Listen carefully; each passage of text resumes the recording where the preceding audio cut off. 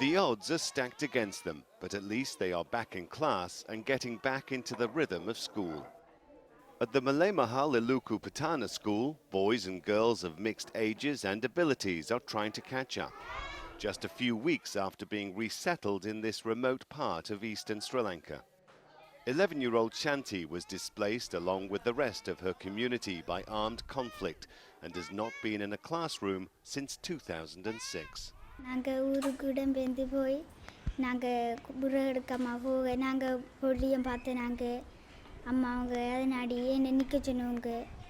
Displacement is tough on the pupils, tough on the teachers. At the far end of this open building, Aralaya Tivyatevu has the almost impossible task of conducting a class of different grades and different levels. இவங்க 5ஆம் தரத்துக்குரியார்கள் அவங்க 4ஆம் தரத்துக்குரியார்கள் ஒரே பாடத்தை எடுத்தா பிரச்சனை இல்ல இவங்களுக்கும் கணித பாடம் அவங்களுக்கும் கணித பாடம் இவங்களுக்கு தமிழ் பாடம் அவங்களுக்கும் தமிழ் பாடம். And the day does not get much easier when the classes are finished. His journey to and from school by motorbike each day is 100 kilometers. For children like 11-year-old Yogaraja Jishantan, school is invaluable in his recovery from the war. But during the conflict, his father was abducted. With no news on whether he is still alive, he has become the man of the house with little time for homework.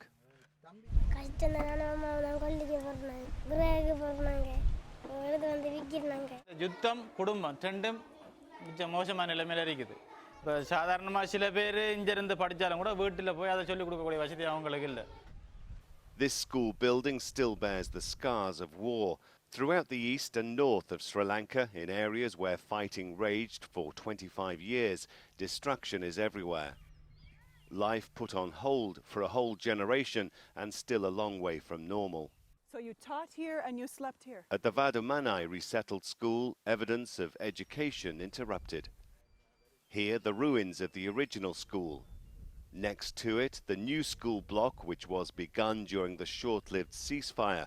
Only recently was the work restarted. And a temporary learning space built and supplied by UNICEF, which currently acts as the school.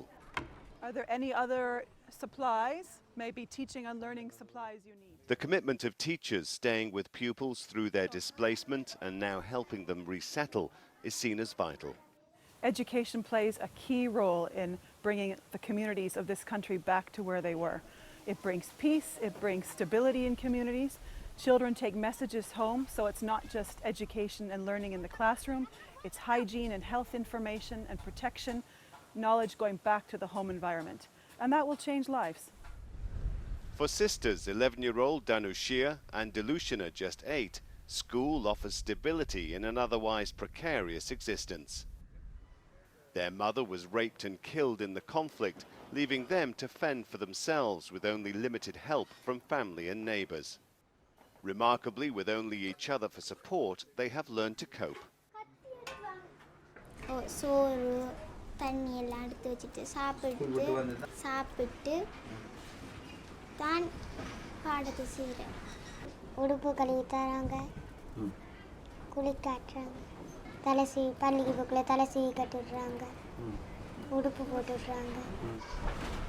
The two sisters were taken out of school but were brought back to attend class thanks to the intervention of their teachers. And their struggle to stay in school has paid off. Soon after this visit, they were transferred to a girls' college where their future education needs and their well-being will be assured. Coping with children's post-conflict trauma is not new to the husband and wife teaching team at the Mavalaru Kailan school. They are not only educators, they act as surrogate parents.